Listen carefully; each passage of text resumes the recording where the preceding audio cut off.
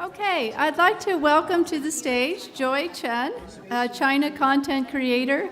She was recently profiled in the Wall Street Journal. If you haven't checked that out, I'd highly recommend that you check it out. And Azel James is here already on stage, and Joy is already on stage as well. And Lynn Liou, who's a digital media content creator, and will be doing the moderating. And so we've got a great panel in store for you. It's really, this is one of our panels that marries the idea of new technology and media with content. And we heard a little bit before about short form video and live streaming, but we're really going to delve into it here. And these are two experts here on this panel going to be talking about it. So Lynn, why don't I let you take over? And thank you, Lynn. Thank you, Rebecca. Hi, everyone. Woo. Let me get set up. So today we're discussing how, with the rise of social media and its influence on everything from commerce to politics, it's no wonder that the ability to create really engaging content on new media platforms is highly in demand. Our experts on this panel today have had tremendous success in this arena, and our objective for the next 20 minutes is to just simply better understand the landscape of Chinese digital media at the moment through their respective experiences. So I'll just do a quick introduction. Let's start with a couple of quotes. This one's from the Wall Street Journal. Chinese women turn to this American for advice on life and love. And ABC News says, Joy Chen is a superstar in China, the champion of young women known as leftovers, those who are still single in their mid-20s and scorned by all.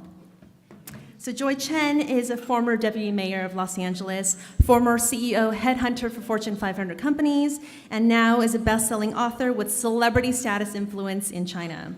She's committed to helping an entire generation of women find confidence, passion, and purpose through her trailblazing content, and she's worked with top brands and digital platforms to great success. Welcome, Joy. Thank you. Wow.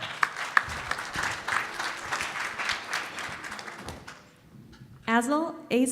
Sorry about that. Azel James is the current Vice President of Global Content for Lucy, where he oversees development, production, and distribution. And previously, he co-founded Fans Tang, a company which specializes in producing localized content for Chinese audiences. Azel has created award-winning branded campaigns for some of the world's biggest brands, such as Coca-Cola and Red Bull, and he's helped American celebrities tap into an expanding Chinese fan base. Welcome, Azel. So our time is a bit limited. We only have 20 minutes, so we're really just barely scratching the surface on this topic. I'm going to jump right into asking the panelists to give us an overview of what their experience has been like working inside of China. So Joy, we can start with you. Can you tell us a bit about your trajectory from first starting a blog and to now creating paid content for your Chinese fans? Sure. Well, my career in China over the last decade has really mirrored the rise of different forms of media in China. I started out 9-10 years ago with a WordPress blog. I don't know if people remember blogs, but it was back in the day when we thought the internet was this like force for good, and everyone was so idealistic, and like when someone gave you a link, you were like, yes! I started a blog called globalrencai.com. It was for Chinese study abroad students in the United States, and this was back 8-9 years ago when China was sending more and more students here to Los Angeles at UCLA, USC, Michigan, other places. I'd left City Hall at the time. I was working as a CEO headhunter, and I found that these Chinese study abroad students, these 留学生, when they came here, they wanted to get some internship and entry-level jobs while they were here in the States. And being a CEO headhunter, I was an executive search consultant at these same global Fortune 500 companies, I could really understand the cultural barriers that they were facing, trying to get these career experiences while they were outside of China. So I started globalrencai.com. I went to USC and UCLA and made some free career seminars to the Chinese Students Associations. And they started passing my blog around in the very first wave of Chinese social media. At the time, it was called 校内网, which means inside campus. And it was a total Facebook clone. This is before WeChat and Weibo. It was like, dark blue, exactly like Facebook. Then 校内网 turned into 人人网. It's since then been killed off by WeChat and Weibo. And so through 人人网, 校内网, my blog started going all around the world to study abroad students. Then I got a note over social media from a big publisher in China called CITIC Press, and they said, the biggest social topic in China right now is a problem of leftover women who are, women who are like over 25 and not married. The market in China desperately needs a book to encourage leftover women. We've looked everywhere in China for a year, and we found the author to write this book is not in China. We need you to write this book. I ended up writing the book, and I called it Do Not Marry Before Age 30, 30岁前别结婚. It came out 7 years ago, and it just hit the zeitgeist in China. It became a big bestseller. And it also hit at the top of like fashion media power in China, fashion magazines. And so there were like dozens of huge magazines. There were 2 books, Cosmo, Marie Claire, Vogue, Ella, et cetera, and they all took my book and make it a big success. They did a lot of profiles of me and my family.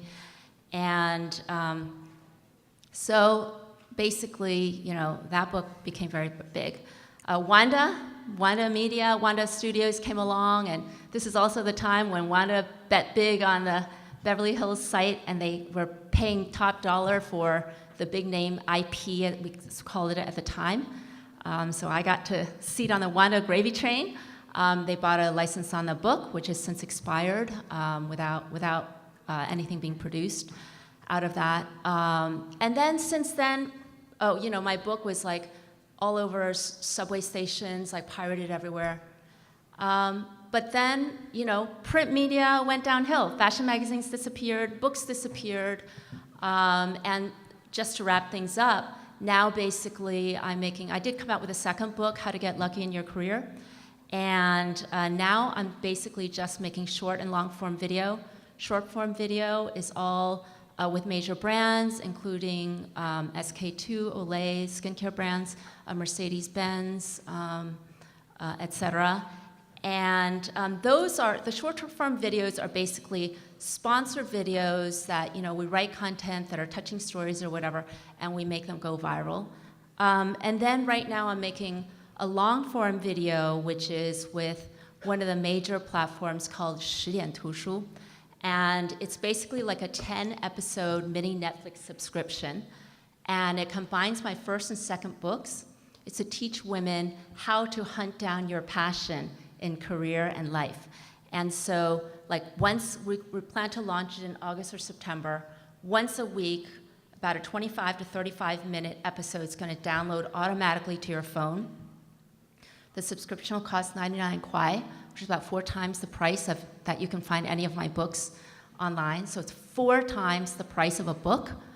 The book price is like all hard costs. This is all IP and marketing costs. So it's very beneficial to us content creators. And so basically it's a big market now in online paid contacts. So whereas the short form videos are being paid by advertisers to go viral, the long form videos are being paid by users. And so that's basically a capsule of my experience. Fantastic. And, speaking of branded content, branded campaigns, Azel has a lot of experience with that. Yeah, so my first experience in China, I had worked at Disney Channel and produced a number of television commercials, a TV series, and I was just kind of looking for a change. I met a guy who had this Chinese social media agency, and they wanted to create shows similar to what I was doing at Disney, where we had like a host, a Disney star, and it was all like in the foreground, whereas like the Disney brand that they wanted to promote was in the background, like the theme park, a new video game or something like that. So I'd never been to China. I don't speak Chinese. I come from South Carolina, which is not a huge international hub. entertainment. So it was exciting. I flew to Beijing. I met with Tencent and Shanghai Media Group, and it was like a fairy tale. Like, I pitched 3 shows. I sold 3 shows. So we sold a year-long deal to the Shanghai Media Group to produce a weekly segment of their Chinese Hollywood show. I sold a grueling 365 episode show to Tencent, which was like every day, 10 minutes a day. And I sold a show to Red Bull China, which was an NBA show about fans from China coming to America, meeting their NBA hero. And it was amazing, because in Hollywood, it's like 1 out of 50 usually the odds of pitching something and getting it sold. So this was just incredible, and I was like, I'm never going to leave China. This is fantastic. So fast forward like 6 months later, quickly learned the difference between Hollywood production and how that goes, and Chinese expectations on the distribution side, and working with an American brand. I thought Red Bull was American, but it was actually a joint venture in China. It's a completely different company. It's a different can. Everything was different. So I was quickly and then I was also, now I have 30 Chinese employees. Like, this is a culturally interesting experiment, and I don't know if I'm going to survive it. But, I learned a lot about China. I learned a lot about, Hollywood through this process. And the one thing I learned was, there's so many similarities. There's so much positive energy that goes into content creation that, just delivering a great product at the end of the day satisfies just about anybody's needs. And we, progressed beyond those daily shows to branded content campaigns. A lot of the sponsors on the daily shows wanted to do, just all-out commercials online. And through our social media agency, we represented Taylor Swift and Robert Downey Jr. and just like 100 of the biggest celebrities in the world. We were able to parlay that into like 10-part series for Coke, a branded content series for Red Bull and Vita Coco. We worked with the tourism board here. We also partnered with Dick Clark Productions because we were covering their events, and their events weren't being broadcast live in China. So we scooped up all the long-term rights to like the Golden Globes, the Emmys, the Hollywood Film Awards, Billboards, AMAs. And then 2015, there was this missile defense thing in Korea. And all of a sudden, it was number 1 was Chinese stars, number 2, Korean stars, number 3, American stars on kind of like the social ecosystem. Then all of a sudden, in the flash, in a day, Hollywood stars became number 2 because Korean stars were banned in China over a missile defense shield. So we, at that point in time, we had built a real business, and we were making real money, and we decided to sell. So we sold to a really great public company on the NASDAQ and had that kind of fairy tale startup experience where, you start from literally like an intern. You build this company. We had offices in Shanghai and Beijing, LA, and we got acquired, and it was fantastic. And I kind of looked at, as a content creator, what's the next big thing? And I looked at like VR and AR as that. One of our clients was Lucy. And I just took the jump and started in this new tech entertainment space where we're kind of pushing the confines of what's possible in content. And that's what we do now is make interactive content, 360 content. So speaking of where the trends are going, I definitely feel like there's a shift from Hollywood type, very produced content to user-created content with the rise of the influencers, especially in China, right? And Joy can attest to that because you are considered a celebrity status influencer there. Can we kind of talk a little bit about where you see the trends going and how content is being created, from your perspective? Well, I guess from the standpoint of influencers, it is kind of incredible to see. P&G, I asked one of my friends, what happened to all the fashion magazines? You used to go along the streets and see all these little magazine stands, 小摊子, like full of fashion magazines.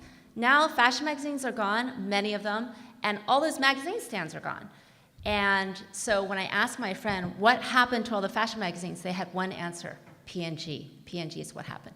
Because P&G was their major advertiser, right? So the brands that I'm actually a great beneficiary of the fact that they moved 2/3 of their marketing dollars from TV and print to social media.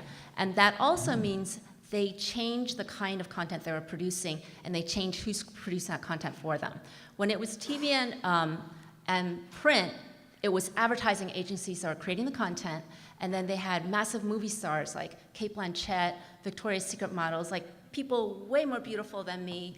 But then when they moved to social media, what that means is Cate Blanchett doesn't speak Chinese, and she's not going to hang out in China. And these music stars, even these 20-year-old music idols that could cover a print magazine, she can't go to an event and tell you what it means to be no fear of aging, which is the Olay slogan, or what it means to change destiny, which is the SK2 slogan. So what happens is, as these more sophisticated brands move from traditional to social media advertising, they need much deeper content to hold up their inspiring slogans, which they want to create a deeper connection to their users. So that's been a very happy confluence for somebody like me, because I'm creating this stuff. My personal life mission is to help 100 million Chinese women to seize the full potential of their lives. So if there are brands that want to come along and share that mission with me, then maybe we can be aligned and we can figure out how to do something cool together. So I guess that's, to me, what I see as, in my own life, my own little corner of the world, the change from traditional to social media and brands. So basically, just to tie this off, I guess I see the world, or my world, like a triangle. So there's, on one end of the triangle is content creators like me. On the other end is brands, and the other end is platforms, which could be WeChat, Weibo, Bilibili, Douyin, 等等, many, many. And those platforms, they need content and they need brands, because brands give us money and give us inspiration. Content creators like me, we need brands because we need money, and we need platforms. And brands, they need content and they need platforms. So we're kind of symbiotically tied together. Yeah, absolutely. For now. So who actually, knows what tomorrow will bring? We had a really interesting conversation as we prepped for this panel, because my background is in print magazines. And so 10 years ago, when I first launched my Chinese-American dual-language lifestyle publication, the market was quite was ripe. There's a lot of money still in print, and a lot of the luxury advertisers still wanted to target Chinese audiences. And fast forward 10 years, here we are, and it's completely digitized. No longer can you just have a digital version of a magazine. It doesn't work that way anymore. Consumers want their content delivered in a different way. They want something that feels more authentic, right, that speaks to them. And also the attention spans are getting shorter and shorter. So I guess I want to throw it back to Azel now. Can you tell us where we're going in terms of technology? You're in VR. How will that, in the next few years, how will you be able to integrate that technology into, our users' daily lives? Well, a few years ago, it was hyper relevant that short form was the way to go, and everyone kind of moved into that space. But I think now that things are actually pivoting back to real long form content, and even in VR spaces like games where you can extend the interactivity of it to try to make things last. So I would look at things. Even trends in podcasting in the U.S. domestically. You have people that are doing 3-hour shows now, because there's just, we're consumers of content. It's not like we're gonna, I'm gonna watch short form content for the next 40 years and that's gonna be my life. There is a need for that print magazine, that in-depth reporting, those great shows that are long form. There's a place for that, and I think people are starting to crave that again. So digital platforms are becoming, think Instagram. Even launched, lengthen the amount of content that you can put on there. So I would pivot it, and what I'm doing, I just sold a project, it's a long form project, is, start to go against the tide of what the data says, because they're already running towards the data because the data says it, but the consumers are craving something that's not quite readily available. That sounds really promising, because as we know, one of the most popular platforms in China right now is Douyin, and it's literally 15-second video, user-created videos, and a lot of it is nonsense. A lot of it really doesn't make very much sense, but to hear that your experience and also Joy's experience in creating paid content, right? That users are willing to put forth money for because it's educational, inspirational. Yeah, subscription models is huge. If you can build a subscription model around your content, become very valuable for acquisition. Okay, I think I only have a minute left, so I'm just gonna, provided there are no questions, I think we're gonna have some opportunities. Oh, you do? Okay. All right, go ahead.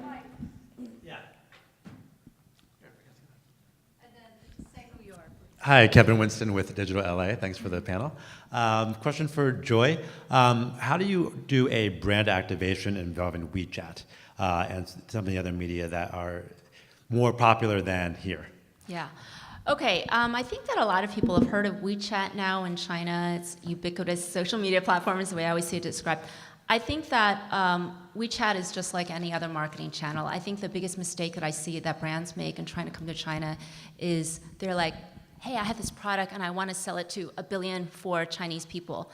But I think that whether you're using WeChat now, I mean, there are a lot of young people now who don't really use WeChat subscriptions anymore. They're looking at Douyin, Bilibili, and others. And so whatever platform you use, I think the most important thing is rather than try to face all 1.4 billion Chinese people, the most important thing is just like in regular marketing. It's better to me to find a tiny little niche to start with 1,000 people or 50 people or 100 people who your product really solves a problem for. Chinese people's lives are so different from Americans in every respect. Find a tiny group of people that they have a 痛点, a pain point that your product really sells. And then figure out what platforms are they on and what messages are going to meet their needs.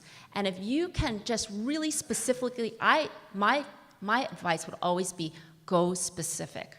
And if you can create 100 crazy fans, 超粉丝, super fans, they will become your ambassadors rather than spend a huge amount of money trying to reach everybody. So I would just suggest, my first book, and I'll end on this, is clearly targeted to women 28 to 32, but 1/3 of the people who bought it were men because they're like, hey, what are those women over there, talking about, right? So if you can get really, really specific, then you can go for the broader, but start from there. Otherwise, there's just so much media in China right now, it just bounces off, and you can lose a lot of money. Quick question for Azel. That's a good point. Azel, is it Azel? Yeah. Azel, quick question for you on VR. In the U.S., we have a lot of VR that's very super elaborate graphics and intense, based on Hollywood movies typically. VR is very super high res.